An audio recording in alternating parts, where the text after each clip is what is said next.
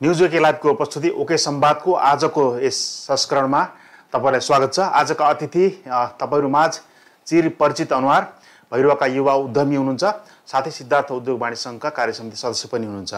आदरणीय व्यक्तित्व हरिबहादुर थापा, हरि सर तपाईलाई कार्यक्रममा स्वागत छ। धन्यवाद। यस क्षेत्रमा समग्र रूपमा तपाई चाहिँ विभिन्न संघ संस्था साथसाथै विभिन्न व्यवसायमा आबद्ध हुनुहुन्छ। मिडियामा पनि मिडिया क्षेत्रमा पनि आबद्ध हुनुहुन्छ, खेलकुद क्षेत्रमा आबद्ध हुनुहुन्छ, अटो व्यवसायमा हुनुहुन्छ, शिक्षा क्षेत्रमा आबद्ध हुनुहुन्छ। त्यसैगरी रोटरी क्लब लगायत चाहिँ विभिन्न संघ संस्थामा आबद्ध हुनुहुन्छ, क्रिकेट संघमा आबद्ध हुनुहुन्छ, आफ्नै प्रोफेसनल मास्टर क्लब छ, क्रिकेट एकाडेमीमा आबद्ध हुनुहुन्छ। यति धेरै संघ संस्थामा हुनुहुन्छ। आफूलाई चिनाउनु पर्दा कुन संस्थाबाट चिनाउन चाहनुहुन्छ?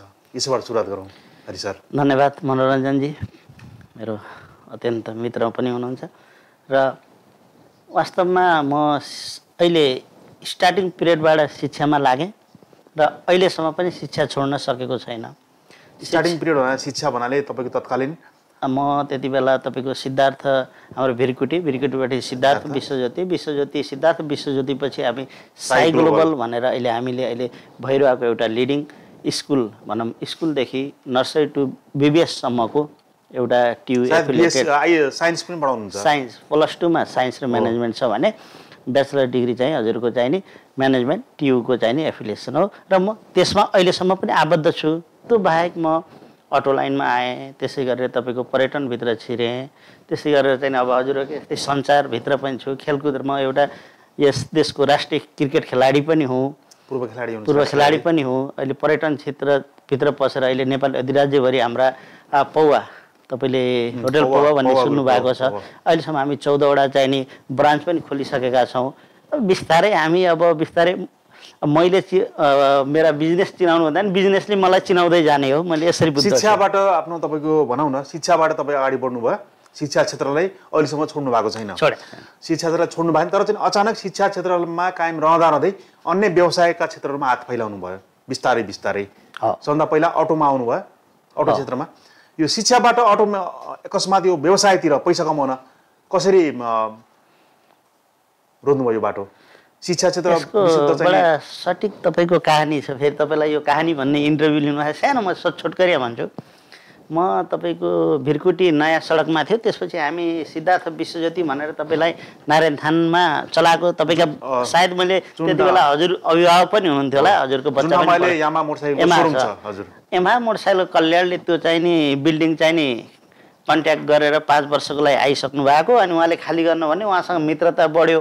अनि बढ्ने क्रममा पार्टनरसिप बिजनेस गरौँ न त भनेर विद्यालय नयाँ बिल्डिङमा सारेर उहाँसितबाट मेरो चाहिँ नि अटो लाइनको यात्रा सुरु भएको हो। एक्चुअल भन्ने भने कल्याण श्रेष्ठ नै मलाई अटो लाइनभित्र लैजाने एउटा व्यक्ति हो।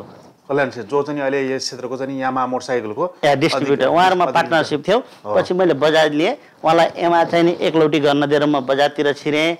अहिले हामी 3 जनाले बजाज चलाइरहेका छौँ। 4 जना थियौँ, जसमध्ये चाहिँ नि दिनेशमान अमात्य, फेरि सिद्धार्थ विश्वज्योति कहीँ चाहिँ नि अहिले ब्रान्च हामीले फोर्स कम्पनीको चलाउँथ्यौँ, उतातिर दियौँ। र त्यसरी चाहिँ कल्याणजीसँग चाहिँ हामी चाहिँ नि नजिक भएको हुनाले म त्यसरी अटो लाइनतिर लागेँ। शिक्षा क्षेत्र कायमै छ, शिक्षा पछि तपाईँले अटो लाइन रोज्नुभयो। अन्य व्यवसायहरू पनि त थियो होला नि? यस्तो मेरो यो व्यवसाय गर्न पाए हुन्थ्यो, यो व्यवसाय गर्न सके पा राम्रो हुन्थ्यो कि भन्ने शिक्षा छोडेर, तर शिक्षालाई आजको दिनसम्म छोड्नु भएको छैन। शिक्षामा मलाई तपाईँको अहिले मैले 5 वटा कम्पनीको म कार्यकारी छु, तलब खान्छु। जुन ठाउँमा मलाई टेन्सन हुन्छ, जुन कम्पनीमा बस्दाखेरि म जुन दिन चाहिँ मलाई अलिकति अनइजी फिल हुन्छ, म गाडी स्टार्ट गर्छु, ट्याक्क स्कुल जान्छु। स्कुलमा जाने बित्तिकै मलाई चाहिँ तपाईँको कम्फर्टेबल फिल हुन्छ। त्यो संस्थामा पस्ने बित्तिकै एउटा सेवादायी चाहिँ संस्था भएको हुनाले हो, या त्यहाँ जाँदाखेरि 10औँ वर्ष 13औँ वर्षसम्म एउटा विद्यार्थीलाई चिनजान गर्ने एउटा अभिभावकताको देशको कडधारको रूपमा चाहिँ हामीले चाहिँ नि निर्माण गर्दै गइरहेको। अनि 10औँ 15औँ 20औँ वर्षसम्म चाहिँ नि लामो समय हाम्रो संस्थामा बसेर काम गर्ने स्टाफहरू हेर्दाखेरि, हाम्रा पार्टनरहरू हेर्दाखेरि आनन्द लाग्छ। र त्यो बिजनेस जस्तो मलाई आनन्द मलाई कुनै पनि लाग्दैन। भनेको शिक्षा क्षेत्रमा जतिको राम्रो उत्कृष्ट पेसा व्यवसाय भनौँ केही पनि होइन लाग्छ मलाई। त्यही तपाईँ अटो सँगसँगै तपाईँ अटोपछि तपाईँ पर्यटन क्षेत्रमा पनि आउनुभयो होइन? विशेष गरेर यो क्षेत्रमा आउनुभन्दा पहिला त तपाईँ क्रिकेटको पूर्व खेलाडी पनि हुनुहुन्थ्यो। क्रिकेटमा तपाईँको लगाव छँदैछ, क्रिकेटमा चाहिँ तपाईँ जिल्ला कार्य समितिको पदाधिकारी पनि हुनुहुन्छ। क्रिकेटमा तपाईँहरूले धेरै टुर्नामेन्ट पनि गर्नुभयो, क्रिकेट एकाडेमी पनि बनाउनु भयो, प्रोफेसनल मास्टर्स क्लबको चाहिँ जसले चाहिँ क्रिकेट खेलाडी जन्माउँछ र क्रिकेट खेल्छ आफै संस्थागत रूपमा, त्यसको अध्यक्ष पनि हुनुहुन्छ। धेरै सङ्घ संस्थामा हुनुहुन्छ यो तपाईँ। यो समयको कुरा आउँछ नि, समय व्यवस्थापन के कसरी मिलाउनुहुन्छ, समय व्यवस्थापन कसरी गर्नुभएको छ?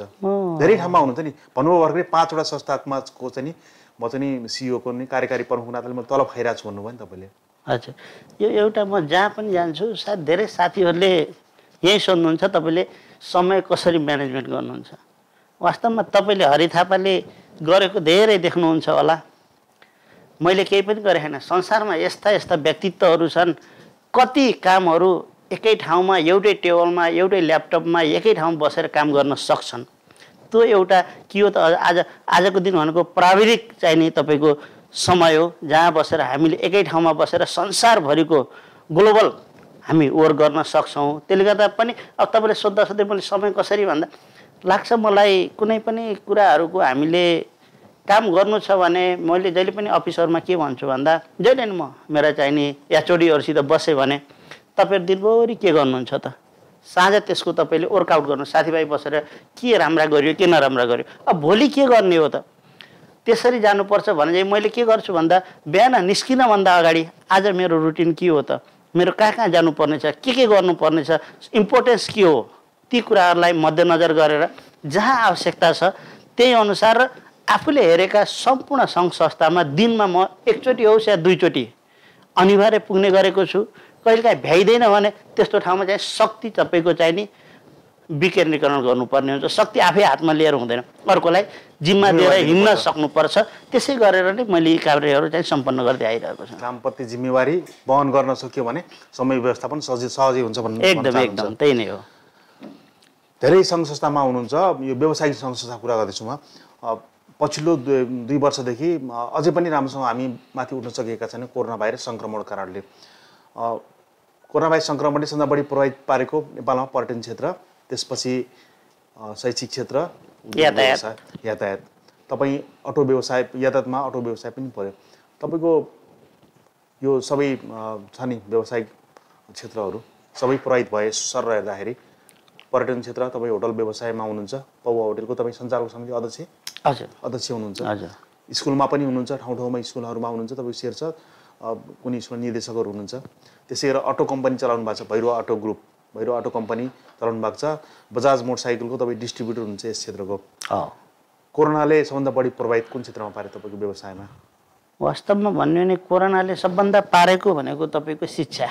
आजको दिनमा शिक्षामा 1 नम्बर, त्यसपछि तपाईँको पर्यटन, त्यसपछि अटो र अनि सञ्चार। तपाईँको अब सञ्चारकै कुरा गरौँ, तपाईँले सञ्चार चलाउनुहुन्छ र सायद हिजो मैले एउटा भैरवा अटो कम्पनीको चाहिँ नि रेनल कम्पनीको प्रेस कन्फरेन्स थिएँ, मैले त्यही क्रममा नि मैले भनेको थिएँ भर्खरै हामीलाई यसरी उठ्नै नदिने गरेर 10औं वर्ष थेसारेर कोरोनाले पछारिसकेको बिस्तारै हामी पिकअप लिँदै थियौँ। पुनः फेरि कोरोनाले अब हामीलाई थेचार्यो अथवा कता सुन्न आउँछ, अब कता कोरोना अहिले अब बढ्यो भने, तेस्रो भेरिएन्ट बढ्यो भने अब चाहिँ हजुरको चाहिँ नि पुनः चाहिँ लकडाउन हुन्छ। यो डेल्टा जुन आएको छ यसले लकडाउन हुन्छ। यो लकडाउन भयो भने अब हामी उठ्न सक्दैनौँ कुनै क्षेत्रमा पनि। अहिलेसम्म हाम्रो के छ भन्दा कमाउने त छोडिदिनुहोस्, हामी कसरी हाउ टु सर्भाइभ हैन, यो बेलामा हामी खालि बाँच्न मात्रै पर्यो। तर राज्यको बडा अनौठो लाग्छ मलाई कहिलेकाहीँ हामी, म फेरि यो वैदेशिक चाहिँ नि हजुरको चाहिँ नि यो टुर चाहिँ नि विभिन्न राष्ट्रभरि म अहिले 38 वटा देशमा घुमेको पनि छु। युरोप, अमेरिका लगायत कतिपय राष्ट्रहरूमा के गर्छ भने अप्ठ्यारो हुँदा सबभन्दा पहिला पब्लिकलाई, जनता भनेको मेरो अभिभावक त हो अनि बचाउ छ, त्यसपछि फेरि कमाएपछि हामी लिगाउला नि त कर भन्छ। तर त्यो राज्यले नेपालमा देखाएन। हामी आफै स्वयंले राप ताप जेमा रहेर हुन्छ, ऋण अब तपाईँको सब्सिडी लोन भनेर दियो 10% अथवा चाहिँ जे दियो, के गर्न दियो त हामीलाई चलाउन दिएन। कर्जा तिर्नलाई उसैले लोन दिएर बढाउँछ। ल हेर्नुहोस् राष्ट्र ब्याङ्कको चाहिँ नीति अब कस्तो आउँछ। यी सब कुराहरूले गर्दा राष्ट्र चाहिँ नि गैर जिम्मेवारी बनेको अवस्थामा हामी खुद आफैले यसलाई चाहिँ नि अब कसरी हामी सर्भाइभ हुनुपर्छ भन्ने लागेका छौँ। मैले के भन्छु भने अब हाम्रो पशुपति कृपाले कोरोना नआओस् यहाँ हाम्रो देशमा, अब लकडाउन नहोस्, हामी बिस्तारै हामी हिजो 10 वर्ष हामी पछाडि गयौँ भनेको थियौँ, 5 वर्षभित्र ठाउँमा आउने अवस्थामा हामी बिस्तारै पाइला सार्दैछौँ जस्तो लाग्छ। र तपाईँले व्यवसाय भन्नुहुन्छ भने यो कोरोनाले कुनै व्यवसाय पनि फर्स्ट आएको चाहिँ हामीले अरूले 2-4 दिन गर्दैमा यो व्यवसाय कसैले खाद्यान्नको व्यवसाय फर्स्ट आयो, कसले यो भयो, कसले सम्पूर्ण व्यवसायहरू अहिले अर्थतन्त्र तपाईँको चाहिँ डामाडोल छ। सम्पूर्ण व्यापारीहरू अप्ठ्यारो अवस्थामा परेको अवस्था छ। जस्तो तपाईँले भन्नुभयो सरकारले विदेशमा जसरी चाहिँ कोरोना पीडित व्यवसायीहरूलाई नागरिकहरूलाई जुन तरिकाले राहत छुटहरूको प्याकेजहरू लिएर आयो त्यो हाम्रो देशमा चाहिँ नि आउन सकेन भन्नुभयो। वास्तवमा हाम्रो सरकारले चाहिँ नि तपाईँको मात्र कुरा गर्दा होइन सबै क्षेत्रलाई गर्दाखेरि बढी प्रभावित भएका क्षेत्रहरू शैक्षिक संस्थान, पर्यटन क्षेत्र लगायत यातायात क्षेत्र छ नि, आम सर्वसाधारणले पनि त अब ब्याङ्कबाट कर्जा लिएको हुन सक्नुहुन्छ होइन, उद्योग व्यवसायले मात्र कर्जा लिएको त हुन सक्दैन, आम पब्लिकले पनि त घर व्यवहार चलाउनलाई कर्जा लिएका हुन सक्छ नि। त्यसको लागि सरकारले कस्तो किसिमको प्याकेज लिएर आउनु पर्थ्यो होला कि अझै पनि समय छ यसको लागि सरकारले गर्न सक्ने केही समयहरू छन् अझै? यसमा समय त अब खासै मैले रहे जस्तो लाग्दैन। पास्ट इज पास्ट, किनभने कहिले पनि सरकार अब प्रेजेन्ट आवरमा गर्न नसकेको नीति बनाउँदाखेरि अथवा बजेट ल्याउँदा त सकिन्छ। नीति बनाउँदाको कुरामा दुईटा कुरा थियो हामीलाई। अहिले उहाँहरूले गर्न सक्ने गभर्मेन्टले चाहेको भए एउटा तपाईँको राष्ट्र ब्याङ्कले चाहिने उर्जी जारी गरेर ब्याङ्कको हामीलाई ब्याज मात्रै कम गरिदिएको भए पनि पुग्थ्यो। ब्याज कम अथवा समय पछाडि धकेलिदिएको भए, समय पछाडि धकल दिएर त्यसले हामीलाई कुनै गरेन। ब्याज नछोडिकन समय पछाडि धकलेर त केही अर्थ भएन नि त। आज उही सेम एमाउन्ट तिर्नु परिसकेपछि त असर पर्न। अर्को कुरो केही एमाउन्ट जस्तै हामीले चाहिने वार्षिक बजेट निकाल्छौँ नि त, खर्च गर्नलाई निकाल्छौँ नि त। यो पनि त सङ्क्रमण कालमा व्यापारीहरू अप्ठ्यारो अवस्थामा परेछन् नि त। हामीले यति बजेटको चाहिने हामीले सही तथ्य बुझेर जुन जुन क्षेत्रमा क्षति भएको छ हामी यति चाहिने अनुदान स्वरूप हामीले दिउँ है, यो चाहिँ तपाईँको चाहिने गऱ्यौँ भने चाहिँ व्यापारीहरू व्यवसायहरू चाहिँ तङ्ग्रिन सक्छन् अथवा रहन सक्छन् भनेर बजेटिङ गरेर हिँड्नुपर्ने हुन्छ जस्तो मलाई लाग्छ। भनेपछि चाह्यो भने सरकारले अझै पनि त्यो राहतको कुराहरू लिएर आउन सक्छ। नीति तथा कार्यक्रम बजेट मार्फत अथवा बिचमा कुनै पनि समय परिमार्जन गरेर सहुलियत दिनु पर्थ्यो, तर सरकारले दिएन र जहिले पनि सक्छ। सरकारले चाह्यो भने जहिले पनि सक्छ यो चाहिँ सुधार गर्नलाई, जहिले पनि सक्छ एकदमै। सरकारले चाहिँ नागरिकप्रति व्यवसाय गर्ने सबै नागरिक हुन् देशका, ती नागरिकहरूप्रति उत्तरदायी भएको देखिएन एकदमै। तपाईँ त उद्योग वाणिज्य सङ्घमा पनि हुनुहुन्छ, सिद्धार्थनगर उद्योग वाणिज्य सङ्घको प्रतिनिधि, नेपालकै उद्योग वाणिज्य महासङ्घको एउटा चाहिँ ज्येष्ठ सदस्य संस्था हो भइरहेको सिद्धार्थ उद्योग वाणिज्य सङ्घ, त्यसको तपाईँ कार्य समिति बोर्ड मेम्बर पनि हुनुहुन्छ। संस्थाले चाहिँ यसमा खासै पहल, सङ्घ संस्थाहरू सिद्धार्थ उद्योग वाणिज्य सङ्घ मात्र नभए अरू सङ्घ संस्थाहरूले पनि यसमा पहल गरेको देखिएन। खासै पहल गरेको देखेन भन्न मिल्दैन। हाम्रो वाणिज्य सङ्घले पनि गर्यो, यसरी तपाईँको प्रदेशले पनि गर्यो, तपाईँको चाहिने हाम्रो चाहिने नेपालको चाहिने तपाईँको चाहिने महासङ्घले पनि गर्यो। कुरा कहाँनिर हाम्रो चाहिने मिल्छ भने उद्देश्य हामीले राख्नु, हामीले चाहिँ जति गरे रिक्वेस्ट गर्ने हो नि त। सुन्ने भनेको के हो? राज्य हो। राज्यको सुनवाई भएन। राज्यलाई के भइरहेछ? व्यापारीहरूले लुटेर खाएका छन्, चोरेर खाएका छन् जस्तो उहाँहरूको मनस्थिति छ। राज्यले जबसम्म व्यापारीहरूले नै राष्ट्र धारेका छन्, कमाएका छन्, रोजगारी दिएका छन्, उनीहरूले कर तिरेर चाहिँ राज्य चलाएका छन् भन्ने चाहिँ सोच जबसम्म आउँदैन नि राज्यमा, तबसम्म न राज्य अगाडि बढ्छ न व्यापारीहरू अगाडि बढ्छन्। हाम्रो राज्यको प्रगति नै हुँदैन जब त्यस बेलासम्म। फेरि शिक्षा कुरा हो, तपाईँ शिक्षामा पहिलेदेखि लगाव भएको व्यक्ति हुनुहुन्छ। निजी विद्यालयहरूलाई हेर्ने चाहिँ नि सरकारको दृष्टिकोण पनि फरक छ र विद्यार्थी सङ्गठनहरू जो राजनीतिक दलका विद्यार्थी सङ्गठन नि उनको हेर्ने दृष्टिकोण पनि फरक छ। किन होला यो ग्याप छ नि? ग्याप तपाईँले भनिहाल्नुभयो। आज बिहान मेरो तपाईँको 9 बजे यो रूपन्देही लीलाराम नेउपाने माविमा चाहिँ नि हाम्रो रोटरी कार्यको कार्यक्रम थियो। त्यसभन्दा अगाडि म जिसिएस सर र तपाईँको चाहिँ नि यो शिक्षा विभाग डाइरेक्टरसँग एकछिन बस्न पाएको थिएँ। तपाईँले सोधेकै क्वेसन मैले उहाँलाई सोधेँ, हामीलाई किन अलिकति यो प्राइभेट विद्यालयहरूलाई सौताको छोरो जस्तो देख्नुहुन्छ त भनेर मैले सोधेँ। कहाँनिर भनेर सोध्नुभयो। अनि मैले त्यही कुरा व्याख्या गरेँ। अब यो कुरालाई सैद्धान्तिक पाटोमा भन्ने हो भने कसरी जानुपर्छ भने राज्यको अहिले शिक्षाको इज्जत कसले धामेको छ जस्तो लाग्छ। आज हामीले रिजल्ट दिन सकेका छौँ, सही तपाईँको कर्णधार अथवा चाहिँ नि विद्यार्थी चाहिँ नि हामीले निकाल्न सकेका छौँ। कसले भन्दा प्राइभेट सेक्टरले। तपाईँको सरकारीले भन्दा हामी प्राइभेट चाहिँ विद्यालयहरूले रिजल्ट राम्रो ल्याइदिएका छौँ र सो रिजल्ट देखाएर माथिबाट अनुदान लिएर सरकार चल्ने पनि त शिक्षा चलाएको छ नि त। तर कहिले पनि त्यो चाहिँ नि हजुरको चाहिँ नि सरकारी विद्यालय र तपाईँको प्राइभेट विद्यालयमा त्यो डिफ्रेन्सेस आउनु हुँदैन भन्ने कुरा मेरो पनि छ। र कहाँनिर अहिले अभिभावकहरूमा अझै मैले त्यो कुरा बुझ्दै गर्ने क्रममा उहाँहरूले हाम्रो चाहिँ नि यो फरक धारणा हाम्रो कहीँ पनि छैन, तर यो बुझ्नेको फरक हो भन्ने खालको त उहाँले गर्नुभयो। र अलिकति हाम्रो गर्न र बुझ्नमा पनि अलिकति फरक त छ। जस्तै तपाईँको अहिले अब ती कुराहरू अझै भित्रबाट अझ एनबाट आउनलाई बाँकी नै छ हैन। यी कुराहरू राज्यले गर्नु कुराहरू तपाईँको चाहिँ नि अभिभावकहरूले पनि अलिकति धारणा परिवर्तन गरेको जस्तै लाग्छ कि सरकारी स्कुलहरूमा पनि विद्यार्थीको चाप बढिरहेछ नि। यी भैरुवा स्कुल हेर्नुहोस्, लीलाराम उपाने स्कुल, त्यसै गरी बुटोलको कालिका स्कुल, मानव ज्ञान स्कुल हेर्नुहोस् त विद्यार्थीको सङ्ख्या कति अत्यधिक बढिरहेछ नि। निजी विद्यालय छोडेर सरकारी विद्यालयमा पढ्न जाने क्रम सुरु भएको छ। मान्नुहुन्छ नि? के भन्नुहुन्छ? यसलाई यसरी लिनुपर्छ मनोरञ्जनजी।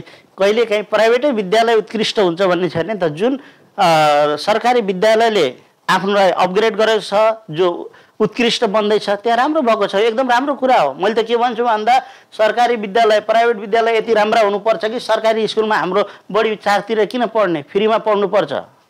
स्वास्थ्य, शिक्षा अनि तपाईँको चाहिँ नि हाम्रो स्वास्थ्य, शिक्षा र तपाईँको हाम्रो अझै 3टा हुन्छ, त्यो चाहिँ हाम्रो गभर्मेन्टबाट फ्री हुनुपर्ने हुन्छ। जस्तो हरि सर, तपाईँ भैरुवाको बुद्ध चोकमै चाहिँ बसेर चाहिँ नि अटो व्यवसाय पनि गर्नुभएको छ, 2 पाङ्ग्रेको व्यवसाय त्यहाँबाट गर्नुहुन्छ। तपाईँले बिहान 9 बजेदेखि 10 बजेसम्म त्यहाँ मेन रोडमा बसेर हेर्नुभयो भने बुटोल विद्यार्थी लिएर जाने बसहरू गर्नुभएको छ होला नि। दैनिक 15वटादेखि 20वटा बस चाहिँ नि बुटोल क्षेत्रका विद्यालयका बसहरू चाहिँ नि भैरुवाबाट विद्यार्थी बोकेर जान्छन्।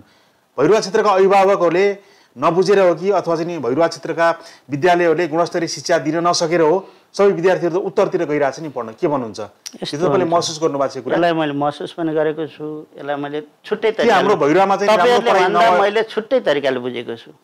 मान्छेले अप्सन जब रहन्छ नि रोज्नलाई विभिन्न प्रकारले, एउटा चाहिँ नि क्वालिटी भएर बुझ्छ, एउटा फ्रिडम भएर बुझ्छ, एउटा चाहिँ नि आफूले रमाइलो गर्ने विभिन्न तरिकाले जब चाहिँ छनौट हुन्छ बुझ्ने तरिका हुन्छ।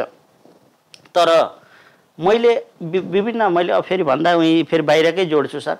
हाम्रो बाहिर फरेन कन्ट्रीहरूमा कस्तो हुन्छ भन्दा डिस्ट्रिक्टको अथवा चाहिँ लोकल लेभल अथवा त्यो एउटा नगरपालिका होस् अथवा एउटा वडा होस् अथवा चाहिँ महानगरपालिका भन्दा बाहिर विद्यार्थीहरू पठाउन मिल्दैन। मान्छे जान्छ भने आफै जानु पर्यो, गाडी ल्याउन पाइँदैन। उनीहरू चाहिँ उतै बसेर अथवा आफ्नो चाहिँ अन चाहिँ ट्रान्सपोर्टमा जान्छ पढ्छ भने फरक पर्दैन। तर हाम्रो यहाँ रुल्स छैन। अहिले काठमाडौँबाट चलाइदिनु भने उस्तै पर प्लेन चलाउने भने प्लेनमा पनि बिहान गएर साँझ पढेर आउने विद्यार्थी छन् के। यो कुरा के बुझ्न पर्छ भने त राज्यले एउटा पैसाले शिक्षालाई उछिनेको रह्यो, पैसाले उछिनेको तपाईँको सबभन्दा जहाँनिर तपाईँको चाहिँ नि आफूले चाहिँ छनौट गर्ने एउटा चाहिँ नि आफूले रोज्न पाउने हुन्छ त्यहाँ राम्रो तरिकाले पनि रोजिन्छ, नराम्रो तरिकाले पनि रोजिन्छ। जस्तै तपाईँले भन्नुभयो, म कतिपय अभिभावकहरूसँग म चाहिँ डिबेट गर्छु कि यहाँबाट पढ्ने र पढाउने भनेको पाठ्यक्रम भनेको एउटै हो, एउटै बुकभित्र रहेका कुराहरू त्यही क्वालिफिकेसन भएका टिचरले पढाउने हो, त्यही लेक्चररले पढाउने हो। तर यहाँबाट चाहिँ नि तपाईँको ट्रान्सपोर्टेसन चार्ज तिरेका छन् अनि रिक्स लिएर गएका छन् हैन। अर्को ठाउँमा यही विद्यालय भयो भने तपाईँको आज दिउँसो गएर मेरो विद्यार्थीको के छ त भनेर सोध्न पाइयो नि त। यहाँबाट बुटोल जाँदाखेरि विद्यार्थी कोही विद्यार्थी पढ्नलाई जाला, म सबैलाई त्यो भन्दैन, केही विद्यार्थीहरू आफ्नो चाहिँ नि त्यहाँ गइसकेपछि फ्रिडम हुन्छ, जाँदा आउँदा चाहिँ नि आफू विभिन्न किसिमको फ्रिडम रहन्छ भन्ने तरिकाले पनि गइरहेका छन्। यसलाई राज्यले कसरी सोध्न पर्छ भन्दा तपाईँको मैले અહીં भनिहालेँ नि त, कुनै पनि ठाउँ जस्तै तपाईँको घर छिमेकीमा एउटा पसलले पसल गरेको छ भने तपाईँ सामान लिन सधैँ अन्त जानुहुन्छ भने त्यो पसलले फस्टाउँछ, तपाईँका रेगुलर त्यसले बिजनेस फस्टाउँछ त? फस्टाउँदैन।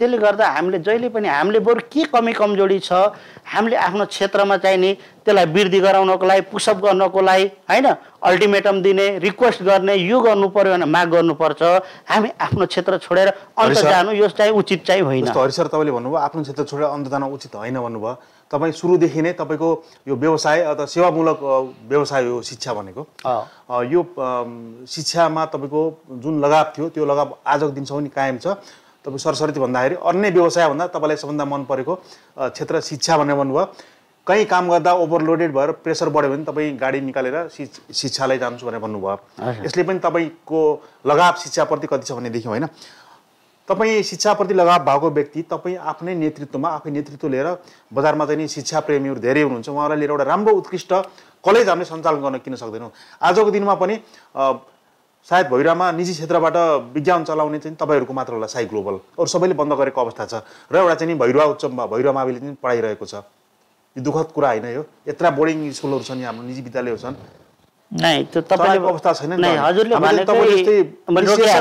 हजुरले भनेकै हामीले फन्डा लिएर त्यही हाम्रो चाहिँ नि भिरकुटी हुँदै सिद्धार्थ विश्वज्योति हुँदै यहाँ आउँदाखेरि इन्द्रबहादुर थापा एमएससी गरेर भर्खरै चाहिँ तपाईँको चाहिँ नि न्यू रोडमा तपाईँको 52 विद्यार्थी लिएर सञ्चालन गर्दै हामी अगाडि बढ्यौँ बिस्तारै सिद्धार्थ विश्वज्योति हुँदै 7-8 सयमा पुऱ्याएका थियौँ त्यही हजुरकै कन्सेप्ट लिएर भैरवाभरिका राम्रा शिक्षा प्रेमी जो चाहिँ नि फाउन्डर चाहिँ नि प्रिन्सिपलहरूलाई बटुलेर हामीले त्यही एउटा मोटो लिएर आज यहाँ पुगेका छौँ र त्यो गर्नुपर्छ तपाईँले मोटो लिएर गर्नुभयो तर चाहिँ त्यो मोटो चाहिँ एक ढिका हुन सकेन नि त फेरि त्यहाँबाट फेरि चोइटिएर कुनै अर्को ठाउँमा नयाँ स्कुल खोल्नुमा नयाँ गरौँ त्यो क्रम त जारी छ नि एउटा निश्चित समयको लागि त्यो फन्डा एक ठाउँमा लिएर चाहिँ राम्रो त्यो छैन हाम्रो साइकलमा त्यो फन्डै छैन सर हामी जुन एकबद्ध छौँ एकजुट छौँ एक भएर चलेका छौँ र आज हामी चाहिँ नेतृत्व भइरहेमा हामीले शिक्षामा प्राइभेट सेक्टरमा नेतृत्व गरेको छ त साइकलले गरेको छ हैन हामी एक नम्बर हुनु ठुलो कुरो होइन एक नम्बर निरन्तरता दिनु हामी आज 8-10 वर्षदेखि हामीले चाहिँ नेतृत्व गरेर बसिरहेको हरि सर मैले नबुझेको कुरा एउटा विद्यालयमा एउटा चाहिँ सदस्य चाहिँ व्यक्ति सदस्य हुनुहुन्छ अनि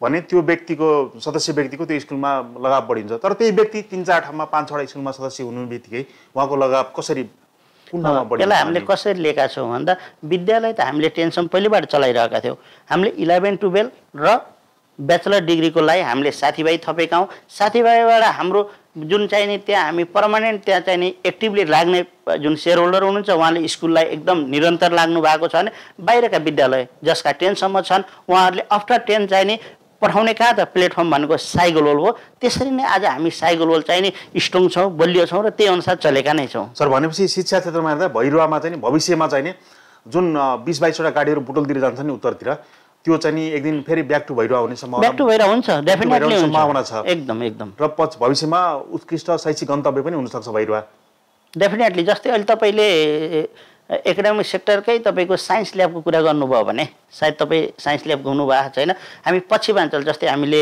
विभिन्न शैक्षिक उसबाट आउँदाखेरि हामीले प्रमुखजीलाई घुमाउने गर्छौँ उहाँहरूले के भन्नु भने हाम्रो ल्याब घुम्दाखेरि पश्चिमाञ्चलमै हामीले उत्कृष्ट भेट्यौँ र नेपालमै तपाईँका जस्ता कोही नमुना 1-2टा होलान् भनेर भन्नुहुन्छ यस्तो लगानी गर्ने विद्यालयले अलिकति छाती ठुलो गरेर लगानी गर्नुपर्छ योगदान दिनुपर्छ अनि विद्यार्थी हामी डेफिनेटली रोक्न नि सक्छौँ र भैरवा भोलि बिहान शिक्षाको हकमा हब भनेको शैक्षिक हब भैरवा नै हुन्छ यो कुरामा चाहिँ म ढुक्क छु सर अब शिक्षापछि अटो कुराहरू त अब अटो व्यवसायमा हुनुहुन्छ सबभन्दा बढी कोरोनाले खस्केको व्यवसाय पनि अटो व्यवसाय हो एकदम यो कार्यकालमा त अहिले तपाईँको दोस्रो भेरिएन्ट गएपछि अहिले पछिल्लो समयमा त कोरोना केही मत्थर भएको छ यद्यपि चाहिँ यो कोरोनाको तेस्रो भेरिएन्ट चाहिँ आइसके पनि विदेशमा देखिए पनि त्यसको खासै प्रभाव परेको छैन र चाहिँ पहिलो दोस्रोभन्दा कम खतरनाक भएको विश्लेषण गरिएको छ र अहिले पर्वको बेलामा पनि बजार व्यवसाय राम्रो भए कस्तो छ अटो व्यवसायको बजार अहिले अटो व्यवसाय तपाईँको पर्वको बेला राम्रो कसरी भन्ने जुन बेला कोरोनामा हामी आत्तिएर बिजनेस नहुँदाखेरि सल्पलाइरहेको निन्दै नलाग्ने मान्छे भएका थियौँ भने कोरोना भ्याइसकेपछि मान्छे भेट्ने जुट्ने एकचोटि त हामी मान्छेसित मान्छेले यसरी बस्थ्यौँ त मान्छे देख्दै डराएर बरु चाहिँ मास्क लगाएर गयो त्यो अलिकति सहज भएर मान्छे चाहिँ नि इन्ट्रेक्सन गर्ने आउने जाने इन्क्वायरी चाहिँ जेनेरेट हुने चाहिँ भइरहेको छ बिजनेस पनि बिस्तारै ग्रोथ पहिला कोरोनाको भन्दा अहिले ग्रोथ छ तर यो ग्रोथलाई हामीले सन्तुष्टजनक छ भन्न किन मिल्दैन भने नेपालकै अर्थतन्त्र तपाईँको डमाडोल भएर चाहिँ पर्चेजिङ पावर मान्छेमा घटेको छ क्रय शक्ति घटेकै हो त अहिले मान्छे क्रय शक्ति यथार्थ रूपमा घटेकै हो तपाईँले आफ्नो दैनिक घर खर्च घटाउन थाले, मान्छेले आफ्नो स्ट्यान्डर्ड घटाउन थाले होइन, आफ्नो लगानी आफ्नो चाहिँ नि जहाँबाट हो मान्छेले दैनिक आफ्नो चाहिँ नि प्र्याक्टिकल आफूले गर्नुपर्ने गृह कार्यहरूमा पनि मान्छेले कम खर्च गर्न थाले। जब कमाइ भयो भने पो गर्ने हो त, त्यो त एकदमै क्रय शक्ति चाहिँ नि अहिले हाम्रो कम भएकै हो। क्रय शक्ति कोरोनाकै कारणले गर्दा कम भएको हो। एकदम एकदम यो आशा चाहिँ फेरि एक दिनमा यो बिल्ड अप होला नि, फेरि माथि पहिलेकै अवस्थामा होला नि त एक दुई वर्षमा। यसलाई हामीले अब आर्थिक विज्ञहरूले बुझ्नुपर्ने हुन्छ र हामीले त के सोच्छौँ भन्दा मलाई जहाँसम्म लाग्छ म जस्तो व्यापारीलाई म जहाँ छु मेरा साथीभाइलाई जहाँ चाहिँ मैले लिएर हिँडेको छु, हामी 10औं वर्ष पछाडि गइयो भन्ने खालको सोच त छ, तर हामी किन डराउँदैनौँ भने व्यापारीहरू त्यो रिस्क नलिकन हामी फिल्डमा उत्रेका छैनौँ। हामीले 2-4 वर्षभित्रै गेन गर्छौँ भन्ने कन्फिडेन्स पनि छ मलाई। Will rise. जस्तो हरि सर, अब यो अटो कुरा गरेपछि अब तपाईँ चाहिँ अन्य व्यवसायमा पनि हुनुहुन्छ, त्यसको पछि पनि कुरा गर्छौँ। मुख्य पाटो तपाईँ क्रिकेटको पूर्व खेलाडी पनि हुनुहुन्छ र अहिले चाहिँ रूपन्देही क्रिकेट सङ्घमा चाहिँ पदाधिकारी हुनुहुन्छ। अहिले म केही पनि छैन। पहिला म चाहिँ नि तपाईँको क्षेत्रमा थिएँ, त्यसपछि जिल्लामा बसेँ। अहिले म आफ्नो क्रिकेट क्लब पनि मेरो प्रोफेसनल मास्टर 11 को म अध्यक्ष छु, अनि साइकल एकाडेमीको पनि म चाहिँ नि अध्यक्ष छु। हजुर। कुनै बेला चाहिँ नि हाम्रो रूपन्देही देशमै चाहिँ क्रिकेटको उर्वर भूमिको रूपमा चिनिन्थ्यो, अहिले कसरी विश्लेषण गर्नुहुन्छ छोटोमा भनिदिनुहोस्। त्यसलाई अहिले पनि चिनलाई पहिला र अहिलेकोमा रूपन्देही भनेकै तपाईँको नेपालको क्रिकेटको लागि उर्वर भूमि भनेर त चिन्थे। हामीले पहिला जस्तो अलिक कम भयो भन्न खोजे अर्थ के हुन्थ्यो भने पहिला हामीले यहाँबाट खेलाडी बढी उत्पादन गरेका थियौँ भने अन्यत्रले पनि खेलाडी उत्पादन त गर्न थाल्यो, तर रूपन्देही क्रिकेटमा कमजोर छ भनेर मैले भन्दैन। किनभने नेपाल अधिराज्यभरि हुने खेलकुदका एक्टिभिटिजहरू हामीले गर्ने भनेको वर्कसप भनेको हाम्रो गेमहरू हुनुपर्छ। गेमहरू उत्तिकै गरेका छौँ। खेलाडी राष्ट्रिय खेलाडी अन्तर्राष्ट्रिय खेलाडी यहीँबाटै जन्माएका छौँ, राष्ट्रिय अन्तर्राष्ट्रिय अम्पायर यहीँबाटै जन्माएका छौँ, हामीले क्यानसम्म जाने चाहिँ जनशक्ति यहीँबाट उत्पादन गरेका छौँ। तर के हो भने पहिलाभन्दा कमी भएको होइन, अन्य क्षेत्रहरूले पनि क्रिकेटलाई चाहिँ नि अब प्राथमिकता दिएर चाहिँ खेलाडीहरू चाहिँ उत्पादन गर्ने चाहिँ नि थलो बनिसकेको छ। पहिलाभन्दा जिल्लामा बढी चाहिँ क्रिकेट एकाडेमीहरू प्रतियोगिताहरू बढी भइरहेको छ। यो चाहिँ क्रिकेट सङ्घमा चाहे जिल्ला होस्, चाहे प्रदेश होस्, चाहे केन्द्र होस्, यो चाहिँ पद भन्ने कुरा छ नि, नेतृत्व लिने के, यो चाहिँ बढी त्यसमा चाहिँ सबैको आकर्षण हुन्छ अरे। तपाईँको यस्तोमा आकर्षण केही देखेन? यस्तो हुन्छ पद भने हाम्रो जिल्लाकै कुरा गर्दा जिल्लामा पनि अब निकट भविष्यमा चाहिँ नि नयाँ चाहिँ नेतृत्वको लागि अधिवेशन पनि हुँदैछ भने सुनिन आएको छ, के भन्नुहुन्छ? म जहिले पनि तपाईँ क्रिकेटमा चाहिँ लगाव भएको मान्छे, मैले जहिले पनि म पद गौण हुन्छ भन्छु र म तपाईँको 2053 सालमा एसएलसी दिने बित्तिकै पहिलो गेम इन्टरनेसनल गेम खेल्नको लागि म वीरगन्जमा गएको थिएँ। त्यो बेला बलरहरू धर्मराज गिरी, अनुप थापाको बल फेस गर्नु भनेको it was not a joke के। हामी त्यति बेलादेखि क्रिकेटमा लागेको, म पनि पेस बलर थिएँ, तर उहाँहरू त निकै एक्सपिरियन्स हुनुहुन्थ्यो। त्यस बेलादेखि खेल्दै आउँदा कुनै बेला खेलाडी भएर चिनियो, कहिले चाहिँ रूपन्देही क्रिकेट सङ्घमा बस्यो, कहिले क्षेत्रमा बस्यो, कहिले नबस्दा पनि क्रिकेटसँग कहिले पनि छोडेन। क्रिकेटलाई किनभने क्रिकेटबाटै र हामी यहाँसम्म चिनिएको हो, तसर्थ त्यहाँ बसेर काम नगर्ने भन्ने मेरो ऊ होइन। अध्यक्षमा पनि म 2 चोटिसम्म पहल गरेँ। 2 चोटिसम्म पहल गर्दा हाम्रो प्रशान्त विक्रम मल्ल लामो समयदेखि मैले उसलाई भन्छु, कसैले एउटा जेसुकै भन्नुहोस्, मैले रूपन्देहीको क्रिकेटको नाम लिनुपर्छ भने प्रशान्त विक्रम मल्ललाई जीवनमा भुल्नु हुँदैन। अहिले केन्द्रीय सचिव हुनुहुन्छ, अहिले केन्द्रीय कार्यकारी सचिव हुनुहुन्छ भने मलाई उहाँले ल ठिक छ यार, तिमी त थुप्रै ठाउँमा छौ नि त यार, तिमी छोड न, मलाई देऊ न, मैले छोड्दाखेरि तिमीलाई दिन्छु भन्दै मैले 2 चोटि मैले उहाँसँग चाहिँ नि सम्मेलन गरेर चुनाव नगरिकन उहाँलाई चाहिँ निर्विरोध बनाउँदै म यहाँसम्म पनि आएँ। र अहिले कता कता मैले सिनियरहरूसँग बस्दाखेरि हरि थापाले पहिला चासो गरेको आउनुपर्छ भन्ने खालको कुरो आएको छ। र कुनै ठाउँमा मैले यत्रो सङ्घ संस्थामा बसेर आफ्नो योगदान दिएको छु भने एउटा क्रिकेटमा मैले नदिन्न भन्दैन। आवश्यक पर्यो प्रशान्त विक्रम मल्ल व्यवस्थापन गर्न सक्नुहुन्छ? सक्छु, डेफिनेटली। त्यो चाहिँ मैले तपाईँको चाहिँ नि समय व्यवस्थापन पनि गर्न सक्छु। बनाउनु होला नि त, सोच्नु होला नि त, क्रिकेट रूपन्देही क्रिकेट सङ्घको अध्यक्ष बनिहाल्यो भने मैले यो काम गर्छु भनेर बनाउनु भयो नि केही? यस्तो हुन्छ, रूपन्देही क्रिकेट सङ्घको काम मैले तपाईँलाई अहिले यहाँ भनिहालेँ भने, धेरै कुरा भने एउटा मैले यहाँ म रूपन्देही क्रिकेट सङ्घभित्र पसेँ भने रूपन्देही क्रिकेट सङ्घको सहकार्य सम्पूर्ण सङ्घ संस्थामा छ। रूपन्देही क्रिकेट सङ्घ भनेको हाम्रो हो, रूपन्देहीवासीको हो भन्ने बनाउँछु। अहिले रूपन्देही क्रिकेट सङ्घ छुट्टै अलिकति हामी भिन्न तरिकाले आमन्त्रित रूपमा लग्छौँ भने हामीले रूपन्देही क्रिकेट सङ्घ जस्तै विद्यालयहरूले हामी चाहिँ नि विद्यालयमा चाहिँ कुनै न कुनै तरिकाले सम्पूर्ण यस रूपन्देहीका विद्यालयलाई जोड्छु, सङ्घ संस्थालाई जोड्छु र उहाँहरूबाट जनशक्ति उत्पादन गरेर उहाँहरूकै चाहिँ खेलाडी चाहिँ लिएर आएर प्र्याक्टिस गराएर खेल धेरैभन्दा धेरै खेल गराएर राष्ट्रिय अन्तर्राष्ट्रिय खेलाडी चाहिँ उत्पादन गर्ने र ती खेलाडीहरूको चाहिँ नि भविष्य पनि तपाईँको चाहिँ निर्धारण गर्नको लागि विभिन्न पहल चाहिँ हुन्छ। सायद तपाईँको साथी होला एकजना सरोज कार्की भन्ने, उहाँले प्रश्न गर्नुभएको त भनेर प्रश्न गर्नुभएको त 2053 सालको एसएलसी हो र भनेर सोध्नु भएको छ। सरोज कार्की तपाईँको साथी हो सायद? ऊ 52 को होला जस्तो लाग्छ। ऊ सँगैको हामी 53कै हो। उसले चाहिँ नि अब कसरी सोध्यो हैन, हामी सँगै। अनि सायद यो 10 गते हामी फेरि पुनः त्यही विद्यालयमा अहिले जहाँ हामी यो पढ्यौँ हैन, उसले चाहिँ त्यही छपिया त्यो सँगमा चाहिँ पुरो हाम्रो चाहिँ विद्यार्थीहरूको सङ्गठित चाहिँ नि हाम्रो चाहिँ भेला पनि छ र हामीले केही कार्य पनि गर्दैछौँ र ऊ लिडिङ पनि फेरि उसैले गर्दैछ। तपाईँ अन्य सङ्घ संस्थामा पनि आबद्ध हुनुहुन्छ, रोटरी क्लब लगायत सङ्घ संस्था पनि आबद्ध हुनुहुन्छ? मैले भर्खर भन्न भुलेँ। आज एउटा बडा मलाई खुसी लाग्दो काम, रोटरी क्लब अफ रूपा हाम्रो लुम्बिनी सिद्धार्थनगरले आज एउटा ठुलो कार्यक्रम गरेको छ। जुन मैले ठुलो भन्नाले कार्यक्रम ठुलो किन हुन्छ भन्दा त्यो कार्यक्रमले के क्यारी गर्यो त हैन।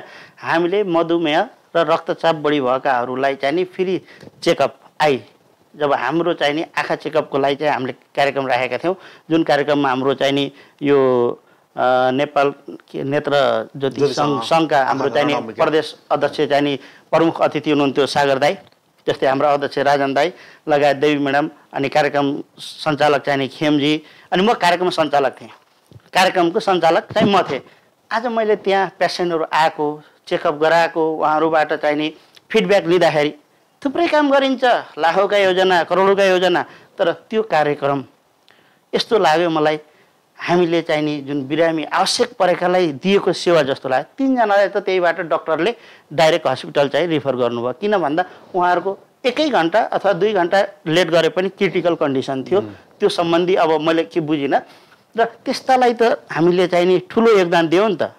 त्यसले गर्दा आज यो यति ठुलो कार्यक्रम गर्दाखेरि मलाई तपाईँको व्यस्त व्यावसायिक कामबाट पनि फुर्सद निकालेर सामाजिक क्षेत्रमा केही समय दिँदा पनि आफूलाई चाहिँ गर्व महसुस हुन्छ। एकदम मलाई चाहिँ तपाईँको सामाजिक काममा चाहिँ म एकदमै सन्तुष्ट लिने पनि गर्छु र सामाजिक काममा चाहिँ इन्ट्रेस्ट पनि गर्छु। सँगसँगै सामाजिक क्षेत्रलाई पनि छोड्न मन लाग्दैन? एकदम लाग्दैन सर मलाई। अब हामी कार्यक्रमको लगभग अन्ततिर आइसकेका छौँ। 2-3टा प्रश्न मात्र छन्। एउटा कुरा भन्न मन लाग्यो, धेरै मानिसहरू के छ भन्दाखेरि अलिकति पैसा कमाउने बित्तिकै विदेशमा चाहिँ भिसा अप्लाई गर्ने, पिआरको लागि अप्लाई गर्ने, विदेश पलायन हुने परम्परा नेपालमा पहिलेदेखि छ। मैले जहाँसम्म सुनाए अनुसार तपाईँसँग अमेरिकाको भिसा पनि छ र बजारमा भनिन्छ अब हरिश थापाले चाहिँ नि पैसा टन्नै कमाएर अब उसले चाहिँ नि भइरह छोड्छ, अब अमेरिका गएर बस्छ भन्छन् मान्छेले। के छ, के भनाइ छ तपाईँको यसमा? अब तपाईँले राखेको कुरा भनौँ कसैबाट सुन्नुभयो होला, यस्ता कुरा आयो होला, नआउने पनि होइन। कुरा गर्न विभिन्न प्रकारको पाइन्छ। के हो भन्दा मेरो पारिवारिक चाहिँ नि अहिले चाहिँ नि हामी बुढी छोराछोरी पिआर होल्डर हो, उनीहरू अमेरिका बस्छन्।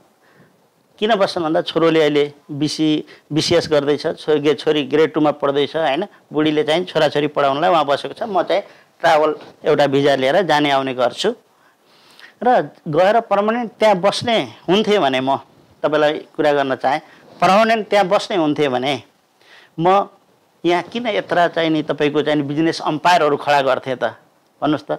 करोडौँका बिजनेस अम्पायरहरू खडा गरिरहेको छु।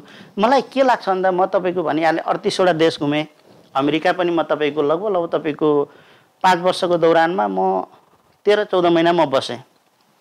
मलाई आफ्नो नेपाल जस्तो मलाई चाहिँ नि कुनै देश पनि लाग्दैन फ्रिडम।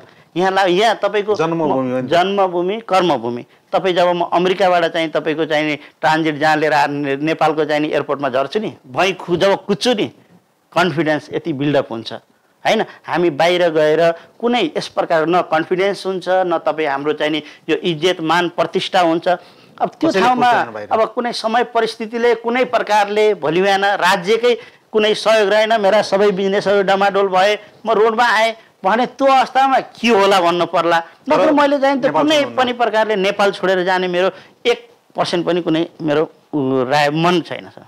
मातृभूमिलाई माया गर्नुहुन्छ, त्यसको लागि म धन्यवाद भन्न चाहन्छु। एकदम धन्यवाद। जीवनमा अरू के गर्ने सोच छ, कस्तो व्यवसाय गर्ने, के गर्ने सोच छ अरू? अब मैले तपाईँको जीवनमा के हुँदो रहेछ भन्दा मान्छेलाई पहिला गर्दै जाँदा कमाउने इच्छा हुन्छ। कमाइसकेपछि कि त अझै कमाउने इच्छा हुन्छ अरे के मान्छेलाई त पैसाले पुग्दैन नि त केही सर्टेन पैसा भइसकेपछि समाजसेवी समाजमा काम गर्ने हैन निरन्तर बिजनेस पनि गर्नुपर्ने हुन्छ। यी सबै बिजनेसहरू मैले समअप गरेर एउटा या दुईटा ठोस बिजनेस जस्तै विद्यालय छोड्दैन हैन त्यस्तै गरेर एक दुईटा एकदमै तपाईँको स्ट्यान्डर्ड ठोस बिजनेसहरू गर्ने र बरु प्रोडक्सनतिर जानुपर्छ कि नत्र भने एग्रिकल्चर मेरो छपियामा तपाईँको 4 बिघा खेत छ त्यहाँ चाहिँ मैले एग्रिकल्चरको सुरुवात गर्ने भनेर अहिले मैले तपाईँको बााउन्ड्री लाएर चाहिँ नि सुरुवात गर्छु माछा पालन गर्नु भएको छ। माछा पालन त छँदैछ त्यसमा चाहिँ टोटल बााउन्ड्री गरेर त्यहाँ चाहिँ तपाईँको चाहिँ रिसोर्ट टाइपको विभिन्न प्रकारका चाहिँ बिरुवाहरू ल्याएर लाउने खसी पाल्ने त्यो छुट्टै प्रकारको जस्तै अर्ग्यानिक आफै टिप्ने आफै कृषि एग्रो गर्ने इच्छा हो। अहिले यो बिचमा मैले भ्याएको छैन। अब आफ्टर 1 इयर चाहिँ मैले सोचेको छु केही बिजनेस चाहिँ मैले एड गर्दैछु यसपछि पनि। अर्ग्यानिक फार्म खोल्ने सोचमा हुनुहुन्छ? हजुर हजुर। अब कार्यक्रम अन्तमा आइसकेको छ भैरववासीले के भन्न चाहनुहुन्छ? म सम्पूर्ण भैरववासीहरूलाई के भन्न चाहन्छु भने अहिले कोरोनाको हकमा सम्पूर्णलाई व्यापारीलाई मात्रै होइन जागिरेलाई पनि जागिर नभएकाहरूलाई पनि सम्पूर्णलाई कोरोनाले अस्तव्यस्त बनाएको छ। यो बेलामा सबैजना संविधान हुनुपर्छ र अहिले चाहिँ जुन अहिले थर्ड भेरिएन्ट छ थर्ड भेरिएन्टको पनि हामी मजाक गरेर हिँड्नु हुँदैन। अहिले भर्खरै हाम्रो सम्पादकले भन्नुभयो कि अलिक कम छ कम बेसी हामीले जानेका छैनौँ यसको बारेमा मैले सरको फेरि कुरा काटेँ। त्यसले गर्दा हामी अति चाहिँ नि डिस्टेन्स मेन्टेन गर्दै बचाउँदै हिँड्नुपर्छ। यस बेलामा हामी हाउ टु सर्भाइभ हामी पहिला बाँचौँ समय परिस्थिति आएपछि बचाउँ अनि व्यवसाय गरौँ र पछि हामी फेरि तपाईँको ठाउँ पायौँ बाँच्यौँ भने त हामी जे पनि गर्न सक्छौँ भन्दै म सम्पूर्णलाई धैर्यता कायम गर्दै जसले जुन हाम्रो जुन एउटा यो हाम्रो ओके मिडियाको चाहिँ लाइभ हाम्रो प्रोग्राम हेरेर बस्नुहुने सम्पूर्णलाई हृदयबाट धन्यवाद दिँदै अन्तिम प्रश्न छ हाम्रो जो सबै हामीले आगन्तुकहरूलाई अतिथिलाई सोध्ने गर्छौँ जन्मस्थल जहाँबाट पनि अहिले हाम्रो कर्मस्थल भैरुवा क्षेत्र आफैमा सुन्दर छ पूर्वाधार राम्रो बनिरहेको छ हैन सहर राम्रो भइरहेको यो सहरलाई अझै व्यवस्थित गर्न अझै राम्रो गराउनलाई के गर्नुपर्छ होला?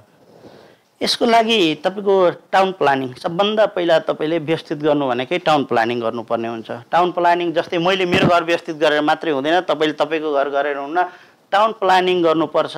केही जुन पनि कामको लागि हामीले एउटा स्ट्यान्डर्डेसन एउटा चाहिँ तपाईँको चाहिँ कार्यक्षेत्र मापदण्ड तोकिदिनुपर्छ र सम्पूर्णले त्यो मान्नुपर्छ। त्यो काम कसको हुन्छ भन्दा नगरपालिकाको।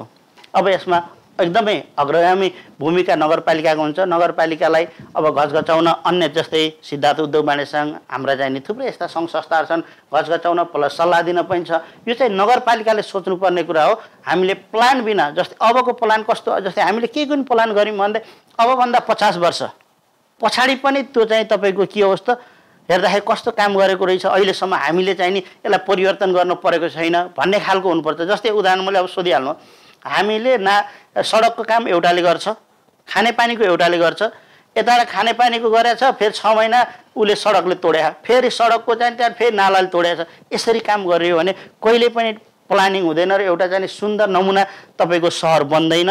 त्यसले गर्दा टाउन प्लानिङ सहित हामीले चाहिँ नि लामो 10-15 वर्षको योजनाबद्ध रूपले गरेर अगाडि बढ्नुपर्छ र त्यसमा तपाईँ हामीले पनि त्यसलाई मानेर त्यो मापदण्डभित्र रहेर काम गर्नुपर्छ। हस् हामीलाई समय दिनुभयो आफ्नो व्यस्त समयका बावजुद पनि आज हाम्रो स्टुडियोमा आएर ओके संवादमा सहभागी हुनुभयो यसको लागि हाम्रो सम्पूर्ण युनिटको तर्फबाट तपाईँलाई हार्दिक आभार प्रकट गर्दै तपाईँको भविष्यका जुन योजनाहरू छन् जुन अहिले गरेका कामहरू छन् त्यो सबैमा तपाईँलाई सफलता लागोस् भन्दै शुभकामना दिन चाहन्छु। हस्त शुभरात्रि। हस्त धन्यवाद।